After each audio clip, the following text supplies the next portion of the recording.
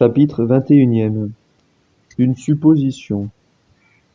Nous venons de lire, dans toute sa simplicité, le fait de l'établissement du christianisme, raconté d'un commun accord par les Juifs, par les païens, par les chrétiens, tous témoins oculaires. Nous ne le jugeons point, nous le constatons. Seulement, afin de montrer ce qu'il y a de saisissant, il reste à le résumer dans la supposition suivante. Transportons-nous, par la pensée, au moment où le christianisme parut sur la terre, et supposons, avec saint Jean Chrysostome, qu'un philosophe païen rencontre le fils de Marie, commençant à prêcher sa doctrine. Jésus est seul, il marche à pied, un bâton à la main, vêtu comme un ouvrier. Où allez-vous? Lui demande le philosophe. Je vais prêcher ma doctrine. Que prétendez-vous en prêchant par les villages de la Judée ce que vous appelez votre doctrine? Convertir le monde. Faire abandonner à l'univers ses dieux, sa religion, ses mœurs, ses coutumes, ses lois, pour lui faire adopter vos maximes? Vous êtes donc plus sage que Socrate, plus éloquent que Platon, qui ne put jamais imposer ses lois à une seule bourgade de l'Attique? Je me donne point pour un singe. Qui êtes-vous donc? On me connaît pour le fils d'un pauvre charpentier de Nazareth. Par quel secret moyen avez-vous donc préparé le succès de votre entreprise? Jusqu'ici, j'ai passé ma vie dans la boutique de mon père, travaillant avec lui pour gagner mon pain de chaque jour. Depuis peu, je parcours le pays. Quelques disciples se sont mis à ma suite. C'est à eux que je confierai le soin d'établir ma doctrine parmi les nations. Vos disciples sont donc des hommes aussi distingués par la noblesse de leur naissance que par la supériorité de leur talent?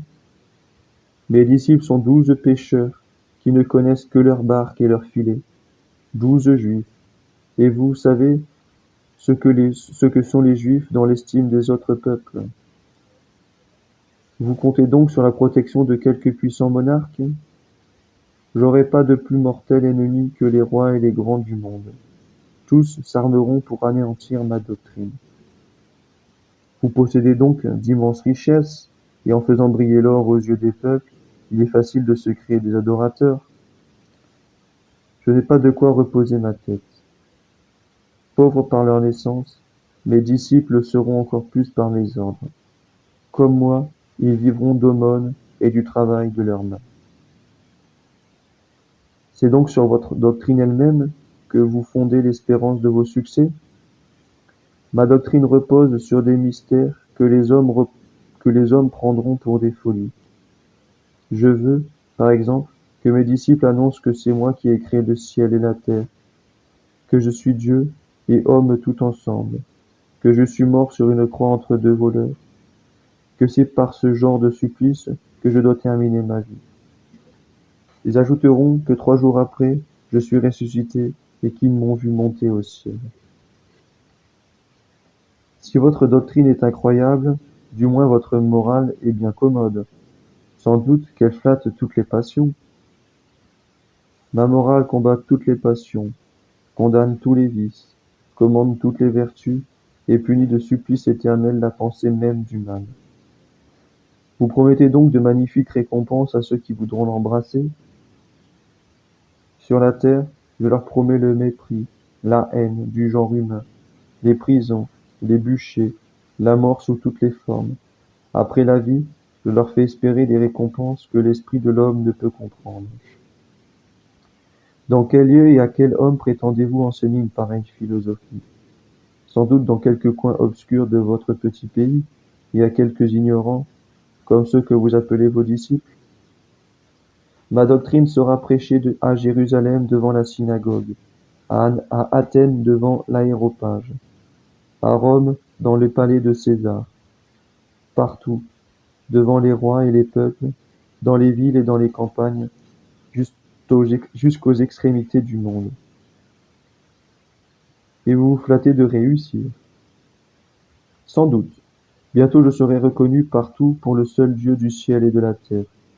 Le monde va changer de face. Les idoles vont tomber.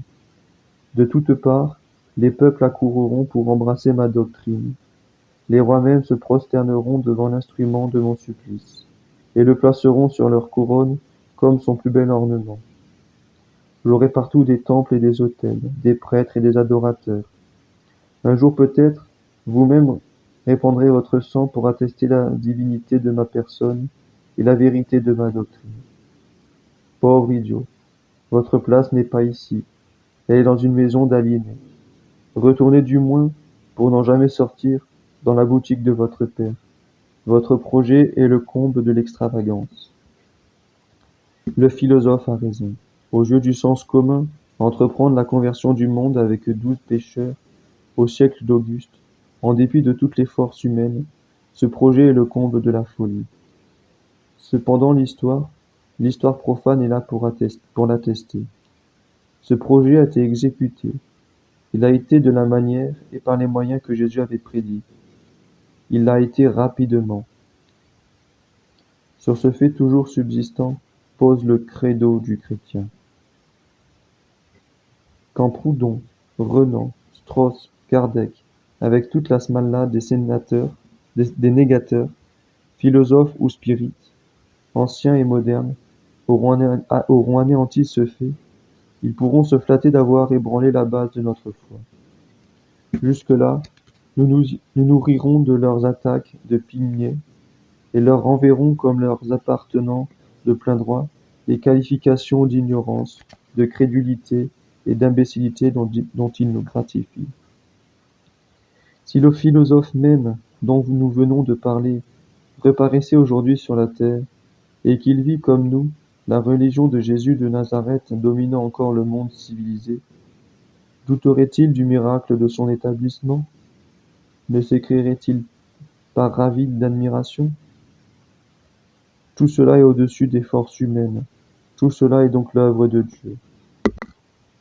Toutefois, avant d'accepter l'explication du philosophe, voyons s'il n'est pas possible d'en trouver une autre. Afin de nous aider dans ce travail, commençons par résumer les faits qui précèdent. Chapitre 22e. Résumé et développement.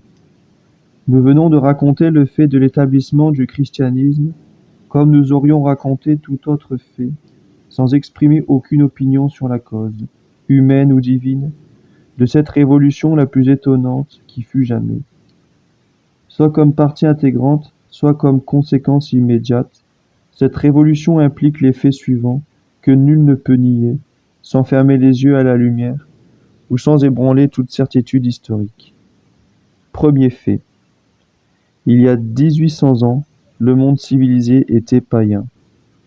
Deuxième fait. Aujourd'hui, le monde civilisé est chrétien. Troisième fait. Le passage du paganisme au christianisme est l'œuvre d'un personnage nommé Jésus de Nazareth, aidé de 12 pécheurs. Quatrième fait. Jésus de Nazareth est un juif crucifié. Cinquième fait. Un juif et un juif crucifié est tout ce qu'il y a de plus méprisable sous le ciel. Sixième fait. Depuis 1800 ans, le monde civilisé adore ce juif crucifié. Il l'a fait et il le fait encore librement, sans y être contraint par la force ni attiré par l'appât du plaisir et des richesses. Septième fait. Pour avoir le bonheur d'adorer ce juif crucifié, 11 millions de martyrs de toutes conditions et de tout pays ont pendant 300 ans accepté gaiement la mort au milieu des tourments les plus affreux. Depuis cette époque, des milliers d'autres ont suivi leur exemple. Ils le suivent encore aujourd'hui lorsque l'occasion s'en présente. Toujours pour avoir le même bonheur, des hommes et des femmes de tout âge et de toute fortune, de tout pays, en nombre incalculable, combattent sans cesse leurs penchants les plus chers, se livrent à de dures austérités, abandonnent leur famille, donnent leurs biens aux pauvres et consacrent gratuitement leur personne au service des misères les plus dégoûtantes. Huitième fait. En adorant le Juif crucifié, le monde s'est élevé en lumière, en vertu, en liberté, en civilisation, dans les proportions étonnantes. Témoin le plus petit enfant chrétien qui en sait plus sur ce qu'il importe uniquement au genre humain de savoir, Dieu, la providence, l'homme, sa nature, ses devoirs, sa fin, que les plus grands philosophes de l'ancien monde, Socrate, Platon, Aristote, Cicéron, Sénèque.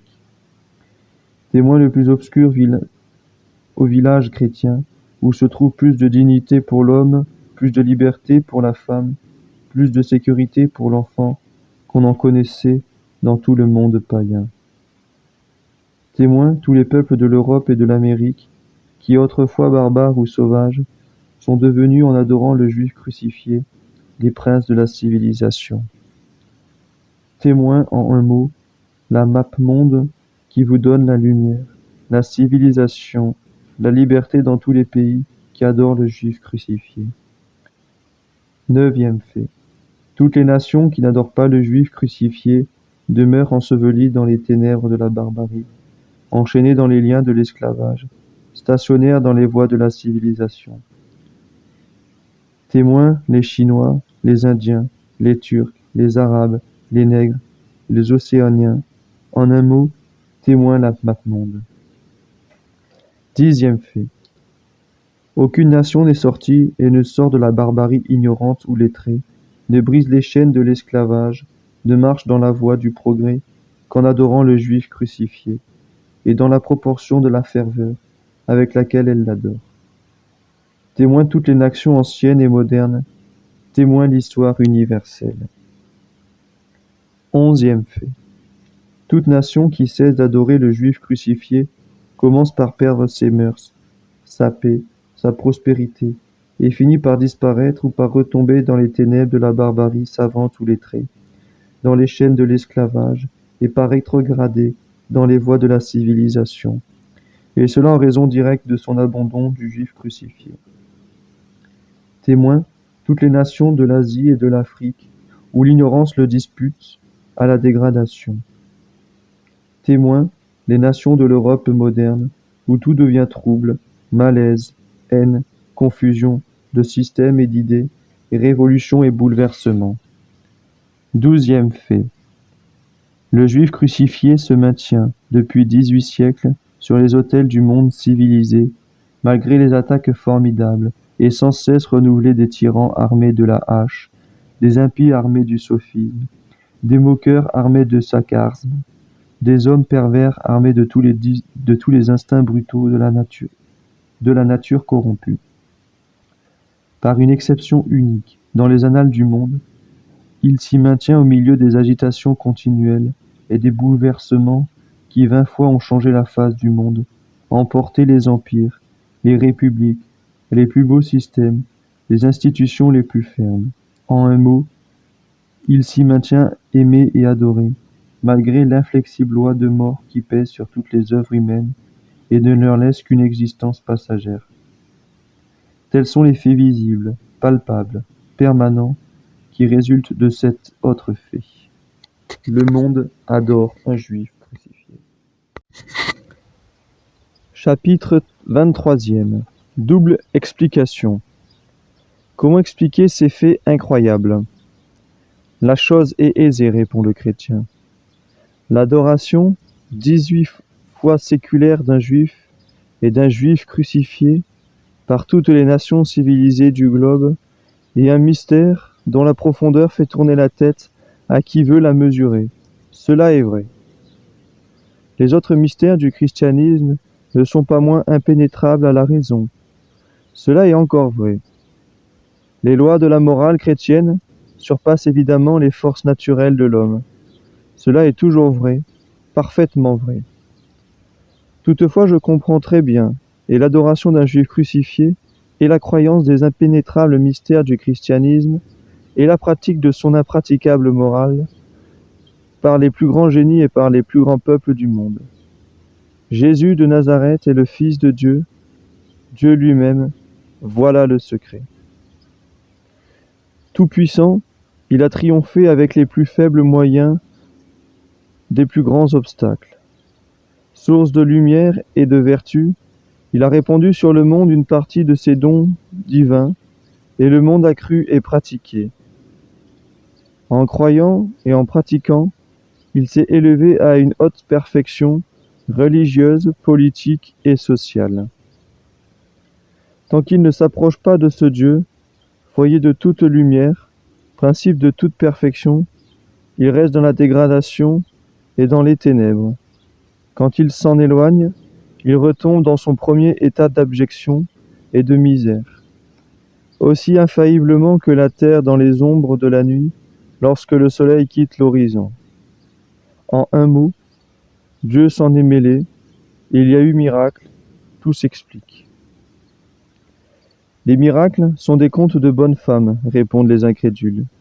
Ils n'ont jamais existé que dans l'imagination des fourbes et dans la croyance des sots. Voilà qui est entendu.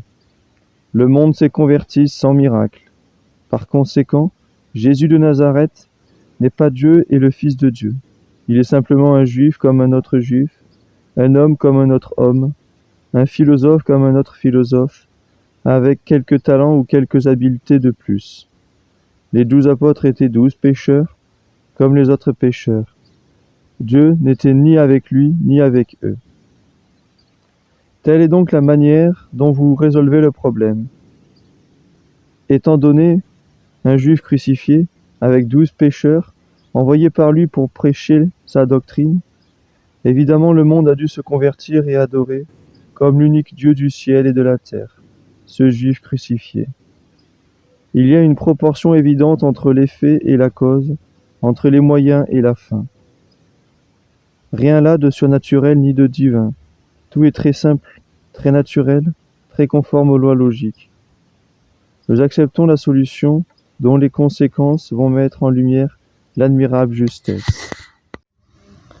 Chapitre 24e. Les conséquences.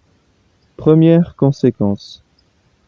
Il est très simple, très naturel, très logique qu'un juif crucifié, secondé par 12 pécheurs, sans lettres, sans argent, sans protection, sans crédit, et, en plein siècle auguste, persuadé au monde entier de briser ses idoles, de brûler ses temples, de changer ses lois, de purifier ses mœurs, et se soit fait adorer comme le Créateur du monde et l'unique.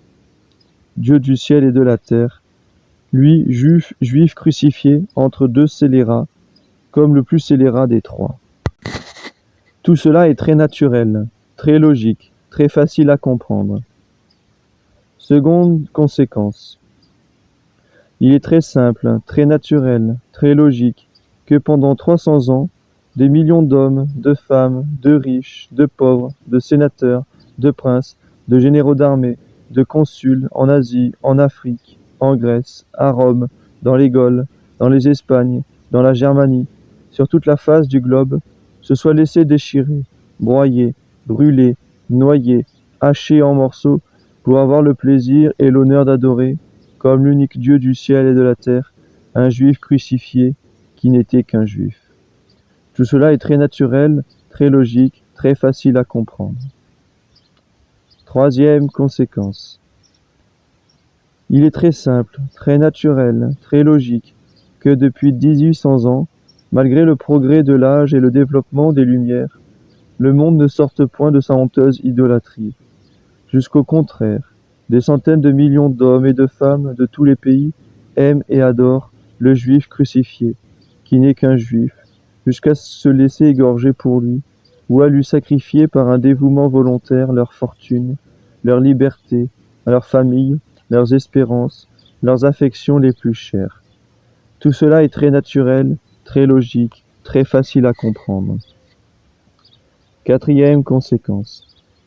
Il est très simple, très naturel, très logique, que le monde soit devenu beaucoup plus éclairé, beaucoup plus vertueux, beaucoup plus libre, beaucoup plus civilisé, beaucoup plus heureux sous tous les rapports, en professant l'absurdité élevée à sa plus haute puissance, c'est-à-dire en adorant comme le Créateur et le Dieu du ciel et de la terre, un juif crucifié qui n'est qu'un juif.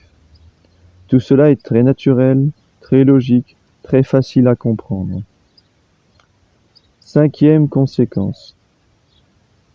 Il est très simple, très naturel, très logique, que toutes les portions du genre humain qui refusent d'adorer, comme l'unique Dieu du ciel et de la terre, un juif crucifié, qui n'est qu'un juif, demeure plongé dans la barbarie, dans l'esclavage, dans la corruption, dans un affreux abîme de misère.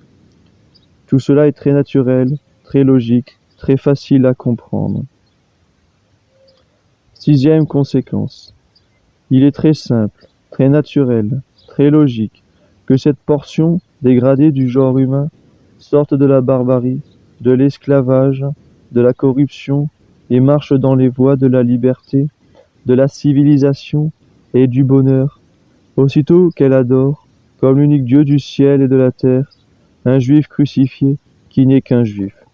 Tout cela est très naturel, très logique, très facile à comprendre. Septième conséquence. Il est très simple, très naturel, très logique, que toutes les nations qui cessent d'adorer avec foi et ferveur, comme l'unique Dieu du ciel et de la terre, un juif crucifié, qui n'est qu'un juif, commencent par perdre leur lumière, leur moralité, leur paix, pour finir par retomber de révolution en révolution dans les angoisses du doute païen, dans les honneurs du matérialisme païen, dans les serres du despotisme païen, d'où les avait tirés l'adoration d'un juif crucifié. Tout cela est très naturel, très logique, très facile à comprendre. Huitième conséquence. Il est très simple, très naturel, très logique, qu'un juif crucifié qui n'est qu'un juif, s'étant élancé d'un seul bond au gibet où il venait d'expier sur les autels du monde entier, s'y maintienne immobile, depuis 1800 ans, malgré tous les efforts de la ruse, les violences de la force, le déchaînement des passions, unis pour le renverser, et cela au milieu des ruines 20 fois accumulées de tout le reste, empire, monarchie, république, système, institution.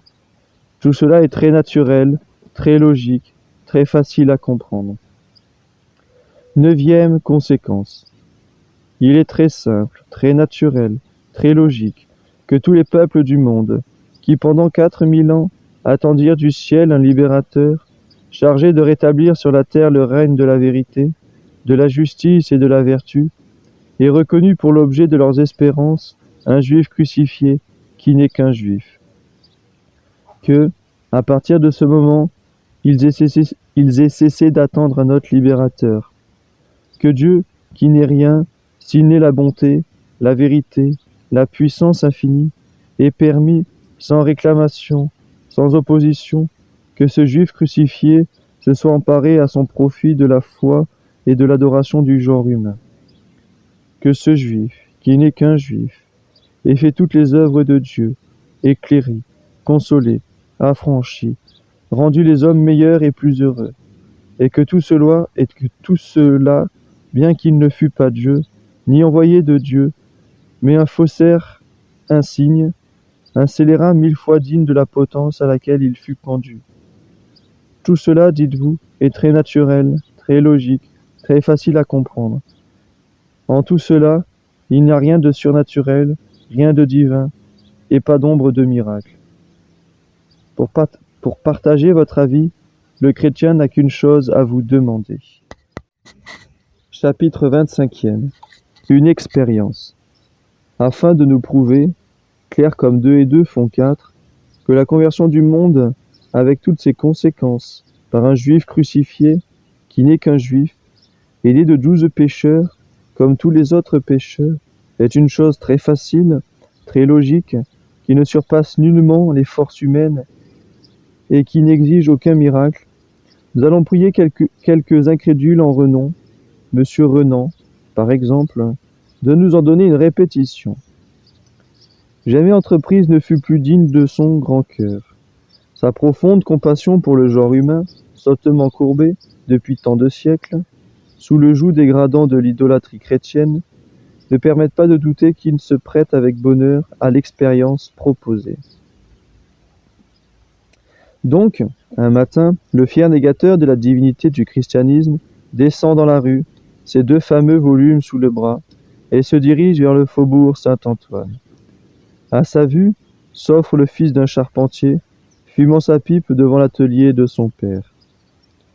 Il l'appelle et lui dit : « Je suis monsieur Renan, membre de l'Institut.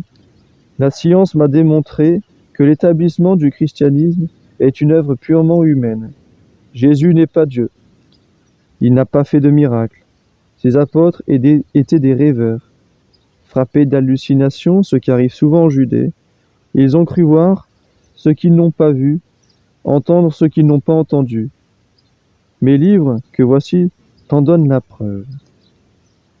Excepté moi et mes pareils, l'humanité est, depuis 18 siècles, victime d'une honteuse mystification.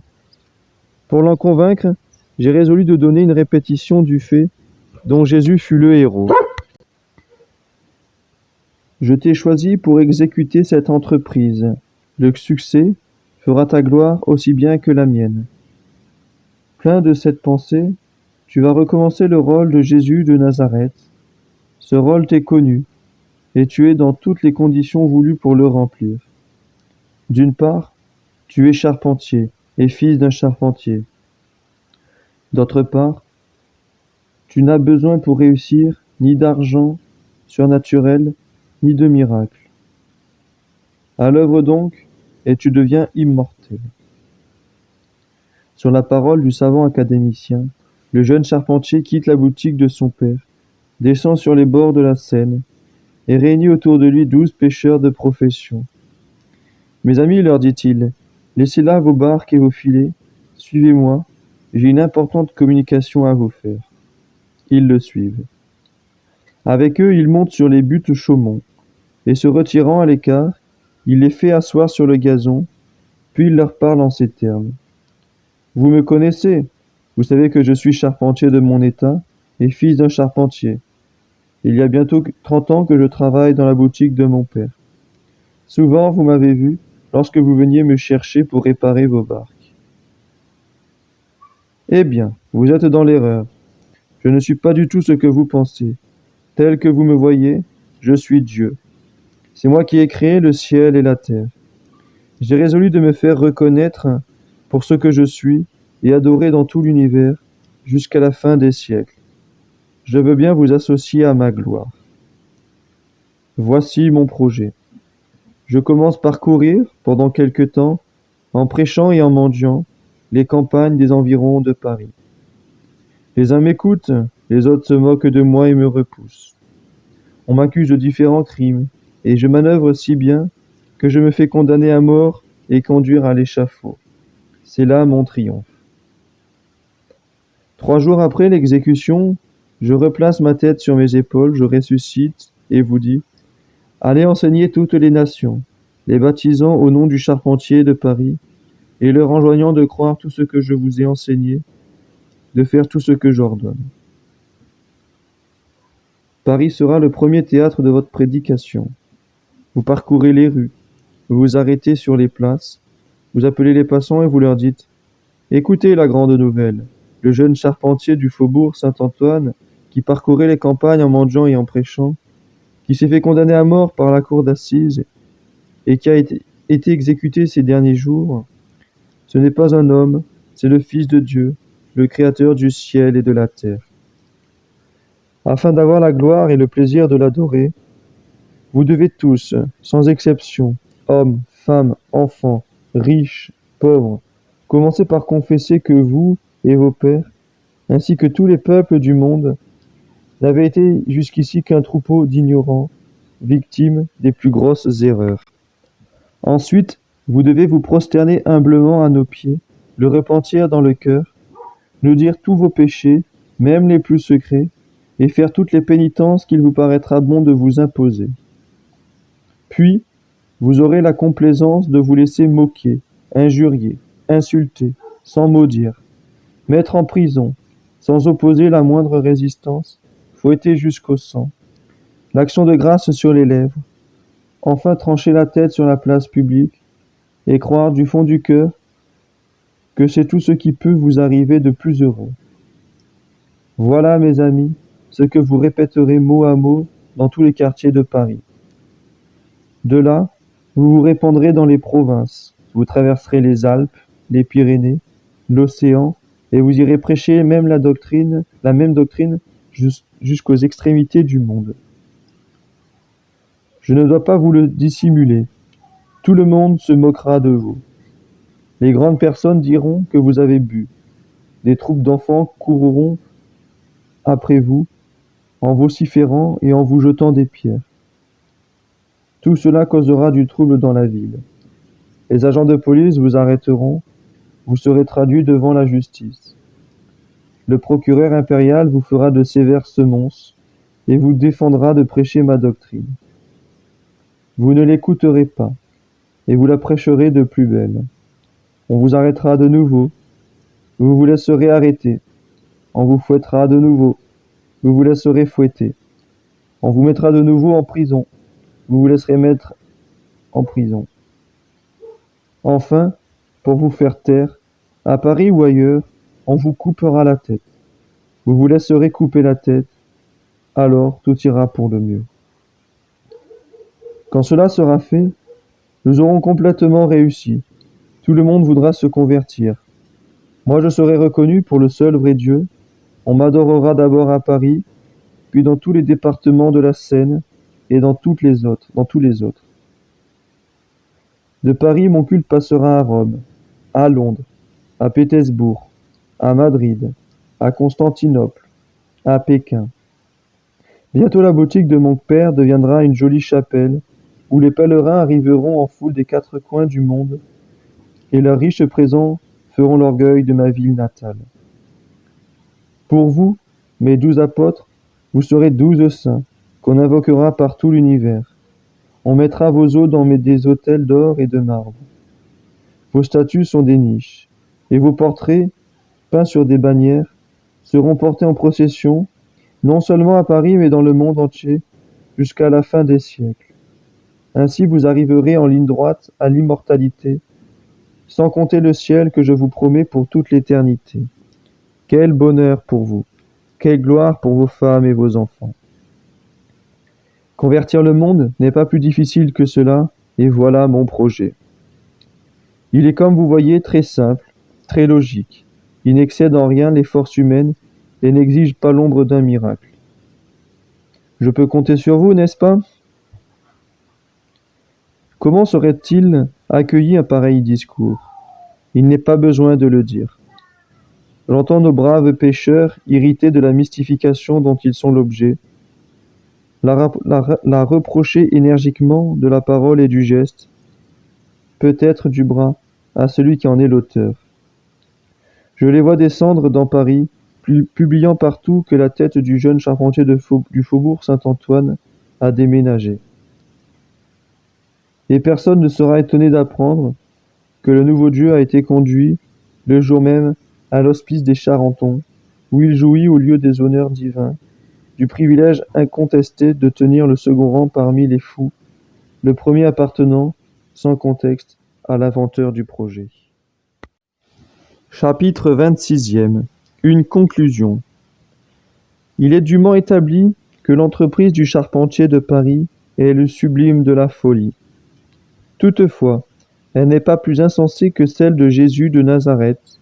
Si Jésus de Nazareth n'est qu'un simple mortel, né dans une étable et nourri dans la boutique d'un artisan, agissant seul et sans le secours des plus éclatants miracles.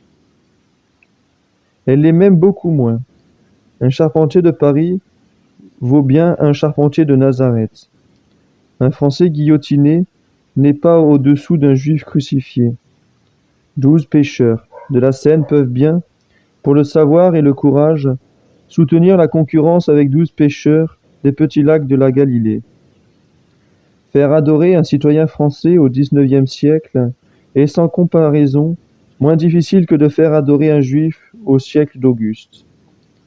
Ainsi, lorsqu'on veut expliquer l'établissement du christianisme par des causes purement humaines, on arrive en 4 pas au dernier degré du ridicule. Pourtant, il n'y a pas d'effet sans cause. Quoi que fasse l'incrédule, le christianisme est un fait, et ce fait opportun se dresse devant lui de toute sa hauteur. Puisqu'il n'y a pas de cause humaine qui puisse en expliquer l'établissement, il faut donc, à moins d'admettre un effet sans cause, y reconnaître une cause divine. Dieu s'en est donc mêlé, il y a eu miracle. Mais si Dieu s'en est mêlé, le christianisme est vrai, uniquement vrai, complètement vrai. À tous les dogmes qu'il enseigne, à tous les devoirs qu'il impose, il ne reste qu'à dire credo. Le christianisme dit l'homme est tombé, credo. L'homme a été racheté, credo. Il a été racheté par Jésus-Christ, Fils de Dieu fait homme, credo. L'homme a une âme immortelle, credo. Il y a un enfer éternel, credo. Il y a un ciel éternel, credo. Il y a une église infaillible chargée d'enseigner la vérité, credo. Cette église subsistera jusqu'à la fin du monde, credo. Cette église est l'église catholique, apostolique, romaine, credo. Le christianisme me dit que l'unique moyen d'éviter l'enfer et de mériter le ciel est de faire ce qu'il m'ordonne, credo.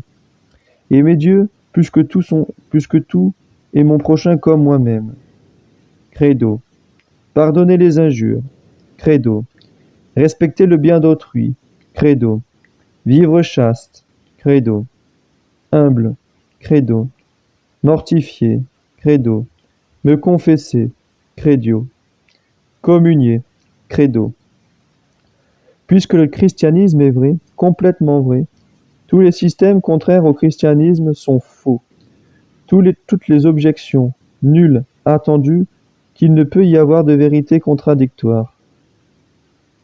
Donc, devant le seul fait de l'établissement du christianisme, tous les systèmes, rationalisme, panthéisme, matérialisme, athéisme, naturalisme, césarisme, sensualisme, positivisme, socialisme, solidarisme, spiritisme, qui lèvent aujourd'hui leur tête hideuse contre le christianisme, comme l'hydre de la fable ou la bête de l'Apocalypse, sont faux, complètement faux. Donc tous les sophismes, tous les si, tous les mais, tous les pourquoi, contre le dogme, la morale et le culte du christianisme tombent à plat, comme la balle de l'arabe fugitif contre la pyramide du désert. Notre but est atteint. Le chrétien du XIXe siècle connaît le refuge, le château fort, la citadelle imprenable d'où il peut braver les attaques de ses ennemis, ainsi que les tourments et les dangers des temps actuels. Ici pourrait finir notre tâche. Nous voulons néanmoins la poursuivre. Il nous semble utile de mettre en lumière tout ce qu'il y a de puissant, non seulement défensif, mais offensif dans ce monde merveilleux. Credo. Chapitre 27e. Une arme offensive. À annihiler d'un seul coup toutes les objections, tel est le premier, l'immense avantage du fait sur lequel pose le credo du chrétien, l'établissement du christianisme. Les tourner en preuve et en preuve triomphante en est une autre. De bouclier et de refuge qu'il était, le credo devient revolver et canon rayé. Arme défensive, il se change en arme offensive d'une puissance et d'une précision que rien n'égale. Nous allons le montrer. Assez longtemps l'impie s'est donné libre carrière contre la religion. Il nous sera bien permis d'user une fois de représailles et de tourner contre lui ses propres armes. Assez souvent l'incrédule a transformé le chrétien en idiot. L'incrédule peut-il trouver mauvais que le chrétien le transforme en apologiste ? Pour les libres penseurs de toutes nuances, panthéistes, matérialistes, socialistes, solidaristes, rationalistes, spirites, le christianisme n'est pas même un système raisonnable. Il y découvre une foule de choses qui n'y soutiennent pas la critique ou qui heurtent le bon sens. Leurs objections contre le dogme attaquent la divinité et même l'existence de notre Seigneur Jésus-Christ. Pour les uns, Jésus de Nazareth n'est qu'un homme comme d'autres. Pour celui-là, il est un simple mythe, inventé dans le but de personnifier un système, comme les héros et les demi-dieux de la mythologie. Les 12 apôtres sont les 12 signes du zodiaque, ou, s'ils ont existé, c'étaient des fanatiques, dupes de leur imagination, qui ont affirmé avoir vu ce qu'ils n'avaient pas vu, entendu ce qu'ils n'avaient pas entendu, toucher ce qu'ils n'avaient pas touché. Dans leur ensemble, les mystères du christianisme forment un tissu de contradictions, d'impossibilités, d'absurdités et de rêveries dont le moindre degré de science suffit pour faire prompte et souveraine justice. Quant à la morale, ils soutiennent que c'est un fracas de lois et de pratiques dont les unes sont surannées, inutiles, arbitraires, superstitieuses, les autres, impossibles à observer, contraires aux penchants les plus impérieux de la nature et aux droits imprescriptibles de la liberté humaine. D'où il conclut qu'un Dieu infiniment juste et infiniment sage ne peut en être l'auteur. Ainsi, absurdité d'une part, impossibilité ou inutilité de l'autre, voilà le dernier mot des incrédules sur le christianisme. Il en résulte qu'en l'embrassant, le genre humain a été frappé d'hallucination. Basé sur le fait de l'établissement du christianisme, le credo tourne en preuve victorieuse cette double attaque. Par ceux qui précèdent, nous avons vu, et bien vu, que même en acceptant le christianisme comme un système raisonnable, il est impossible d'en expliquer l'établissement par des moyens humains. À moins d'admettre un effet sans cause, il faut de toute nécessité recourir aux miracles, et aux miracles les mieux conditionnés.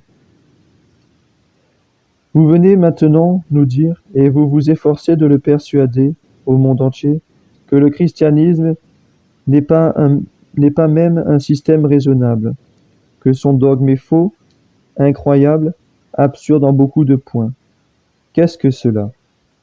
Sinon, augmenter immensément la difficulté, déjà si grande, de le faire accepter, et démontrer avec une force nouvelle l'existence, la nécessité, le nombre et l'éclat des miracles qui l'ont persuadé à l'univers. Plus vos objections sont fortes, plus elles sont nombreuses, plus aussi vous faites grandir la difficulté de l'entreprise. Par conséquent, plus le miracle vous saisit à la gorge et vous force à confesser la réalité et la puissance de l'intervention divine qui a fait plier sous le joug de la foi chrétienne les plus fières intelligences, la raison même du genre humain. Sans vous en douter, vous vous transformez en apologiste et devenez par vous-même un vrai père de l'Église. Bon gré, mal gré, vous êtes contraint de vous tenir ce langage. Mais les objections contre les dogmes chrétiens ne sont pas nouvelles. Toutes ont été faites, et d'autres encore, à la naissance même du christianisme, par les hérétiques, par les philosophes païens, par des négateurs non moins habiles que moi. Pas un dogme de la foi chrétienne qui n'ait été 100 fois attaqué par le raisonnement, par la science, par l'histoire, par tous les genres d'objections, et cela avec une supériorité qui n'a point été dépassée. Pas un mystère qui n'a été travesti, dénaturé, joué sur les théâtres et livré aux risées du monde qui en entendait parler pour la première fois. Si donc, malgré mon éducation dans un pays chrétien, malgré l'exemple de tant de grands hommes et de tant de grands peuples qui ont cru, de tant de personnes, non moins éclairées que moi, qui continuent de croire, malgré une possession publique de 18 siècles, le dogme du christianisme me paraît si contraire à la raison que je le trouve impossible à croire. Que devait-il paraître au monde païen, sinon un scandale à faire trébucher les plus fermes esprits, une folie à aiguiser tous les sarcasmes, à provoquer tous les rires, à faire hocher toutes les têtes. Plus je sens la force des objections, plus aussi s'élève à mes propres yeux ce scandale et cette folie. Par conséquent, mieux je comprends l'impossibilité absolue où était le monde païen de croire au christianisme. Pourtant, ce dogme chrétien, qui m'apparaît comme un système incohérent et qui ne se soutient pas devant ma critique, comme un mélange ridicule de fables et de contradictions, comme une montagne d'absurdité et d'impossibilité, l'univers l'a cru. Il l'a cru sur la parole de 12 ignorants. Il l'a cru en plein siècle d'Auguste, c'est-à-dire, comme je l'ai appris au collège, dans le siècle par excellence des Lumières, de la philosophie, de l'éloquence et des arts. Il l'a cru malgré les oppositions 100 fois renouvelées des libres penseurs contemporains, dont les livres et la plume ne cessaient de lui dire absolument tout ce que je me dis à moi-même. Le dogme du christianisme est un tissu de conceptions imaginaires, un plagiat maladroit de vieilles traditions orientales et de quelques formules philosophiques. Il l'a cru. Malgré les maîtres de la terre armés pour le proscrire, malgré Néron, Domitien, Dioclétien, Galère, malgré les lions, les tigres, les bûchers, les peignes de fer employés pour empêcher d'y croire. Il l'a cru, sur tous les points du globe, à Athènes, à Rome, en Orient et en Occident. Et malgré moi et mes pareils, il le croit encore. Quel moyen d'expliquer ce fait impitoyable? Deux seulement, le délire ou le miracle. Le miracle, je ne l'admets pas. Si je l'admettrais, je serais catholique. Le délire, mais qui en est atteint? Suis-je bien sûr que ce n'est pas moi? Suis-je bien sûr d'avoir raison contre tout le monde et d'être seul sage, seul, éclairé parmi les mortels? Puis-je prendre une confiance raisonnable à des objections qui n'ont rien de solide aux yeux du reste des hommes et qui peut-être me sembleraient illusoires à moi-même si mon cœur n'égarerait ma raison? Je me crois sage, et par l'organe de ces grands hommes et de ces grands peuples, le monde entier me dit que je suis que dupe, martyr d'une vaine erreur. Le monde me dirait-il pas vrai? Me faire apologiste malgré moi, tel est le résultat auquel aboutissent mes objections contre les dogmes du christianisme. J'ai si bien manœuvré que toutes sont devenues des preuves écrasantes, en sorte que je me trouve enfermé dans un cercle de fer, d'où je ne puisse sortir que par deux issues, soit un délire, soit un miracle. Fou ou catholique. Pas de milieu. Chapitre 28e. Suite du précédent. Non moins que les objections contre le dogme du christianisme, les attaques contre sa morale ont pour effet inespéré d'affermir le credo du chrétien.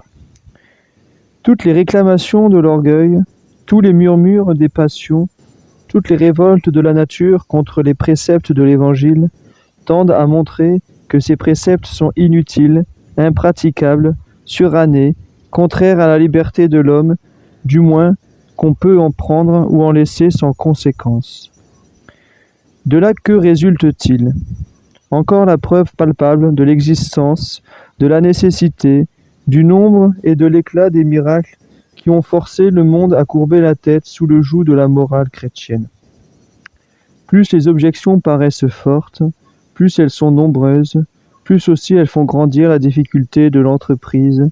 Par conséquent, plus elles font briller la force victorieuse des miracles qui ont triomphé des résistances de l'univers.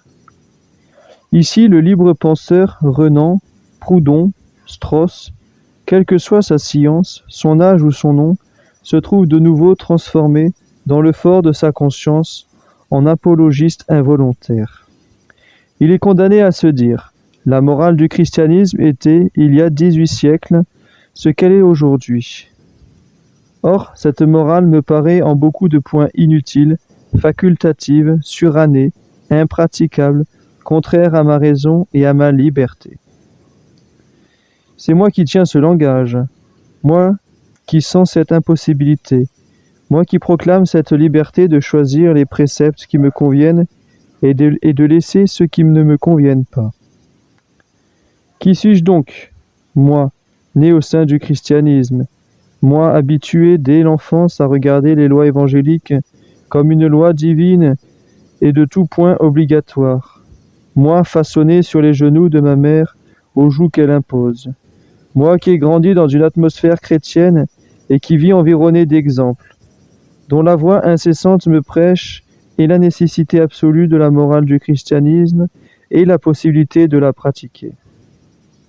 Si, malgré tout cela, elle me paraît impossible, inutile, facultative, à plus forte raison combien dut-elle le paraître au monde païen, enseveli dans les plaisirs des sens, lorsqu'elle lui fut annoncée pour la première fois. Comment donc tant de jeunes gens, de chair et d'os comme moi, aussi faibles, aussi riches, aussi instruits, aussi passionnés que moi, peut-être plus, comment tant d'hommes de tout âge, de tout rang, de tout pays, de toutes conditions, aussi habiles, aussi savants que moi, peut-être plus, ont-ils pu accepter comme vrai, comme obligatoire, comme possible, cette même morale que je déclare fausse, facultative, impossible. Comment s'y sont-ils soumis avec tant de docilité? Comment l'ont-ils observé de tout point et avec une perfection soutenue, alors que pour la pratiquer, il fallait seulement enchaîner des passions nourries dès le berceau par des habitudes contraires, fortifiées par l'exemple universel, consacrées par la religion, renverser de fond en comble ses idées, ses goûts, sa vie entière, rompre, par conséquent, des chaînes auxquelles les miennes ne sont que des guirlandes de fleurs.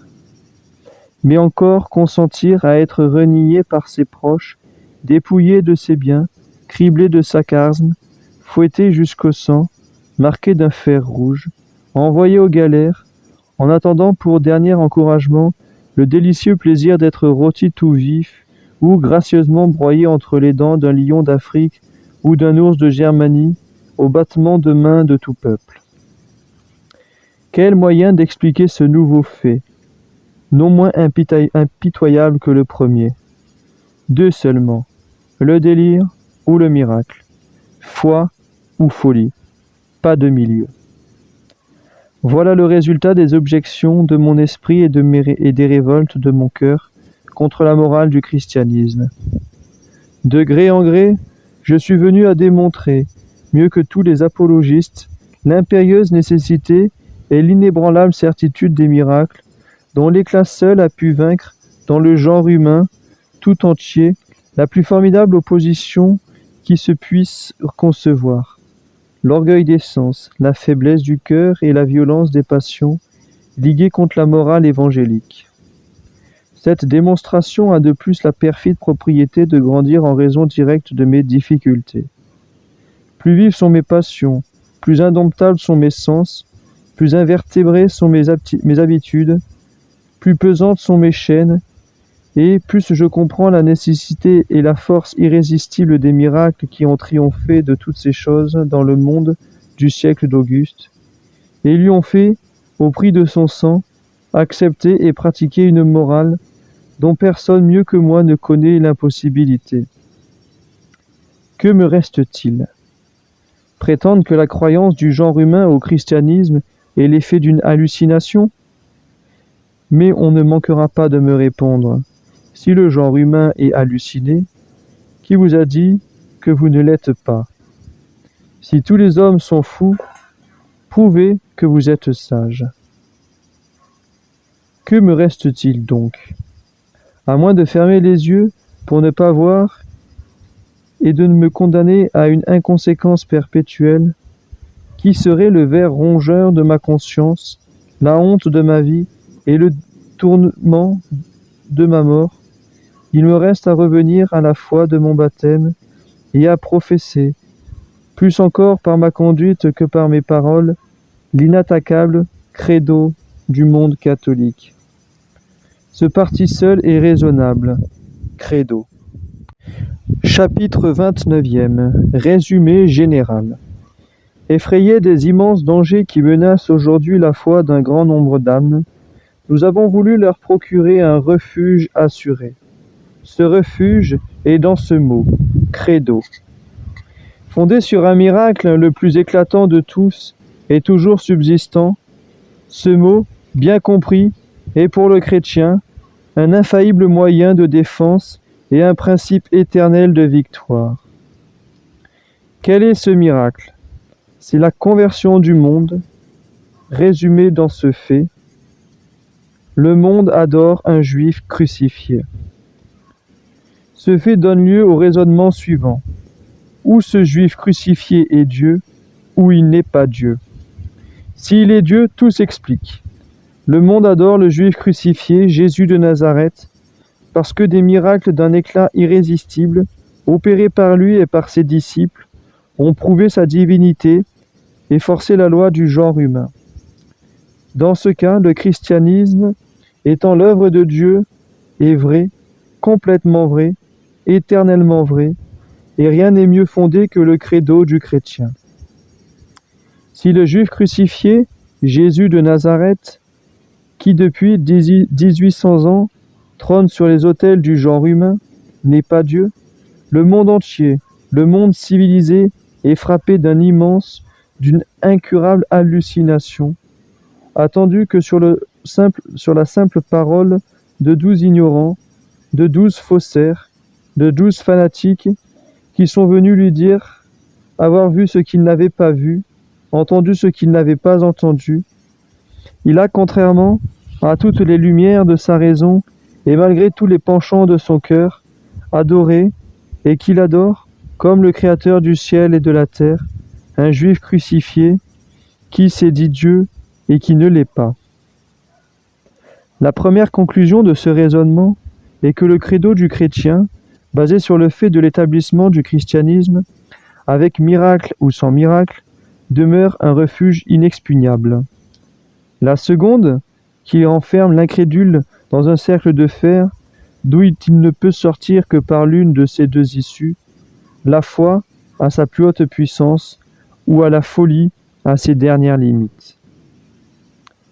Viennent maintenant les puissances de ténèbres, avec leurs heures néfastes, les temps mauvais divinement annoncés avec leurs périls de tout genre, l'affaiblissement de la foi, la décadence des mœurs, la progression des crimes, l'énormité des scandales, les hérétiques, avec leurs activités fébriles de propagande menteuse, leur or corrupteur et leur dénigrement du catholicisme, les rationalistes, avec leurs blasphèmes et leurs sophismes chaque jour renouvelés, les solidaires, avec leur haine de la vérité, poussée jusqu'à la fureur, les négateurs de toute nuance et de toute taille, avec leur superbe dédain et leur ricanement satanique, les révolutionnaires, avec leurs projets anarchiques, savamment élaborés dans les antres ténébreux des sociétés secrètes, les spirites, avec leurs oracles, leur prestige et leurs prétentions,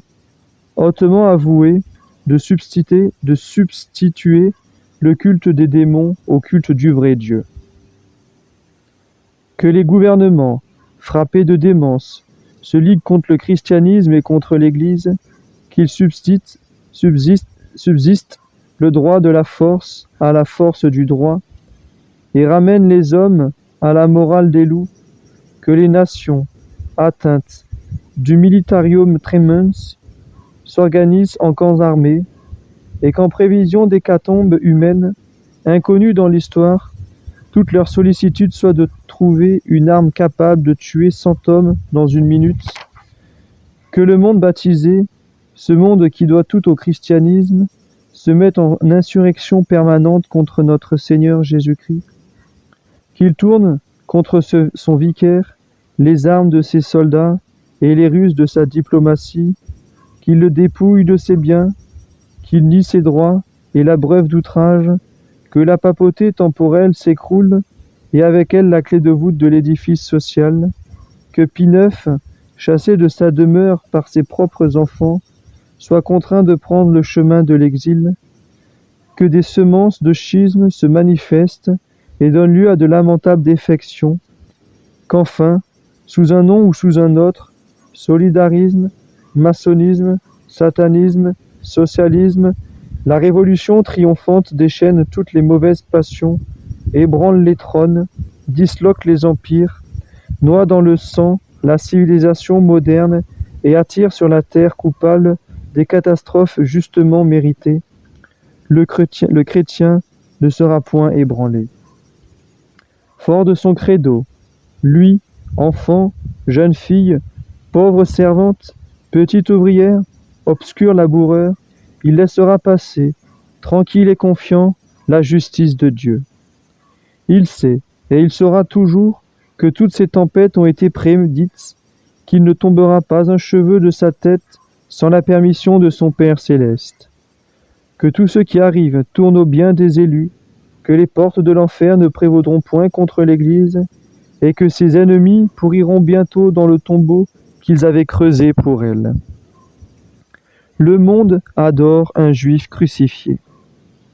À l'abri de ce fait, base indestructible de son credo, le chrétien, quel qu'il soit, attendra de pied ferme les ennemis de son Dieu et de sa foi.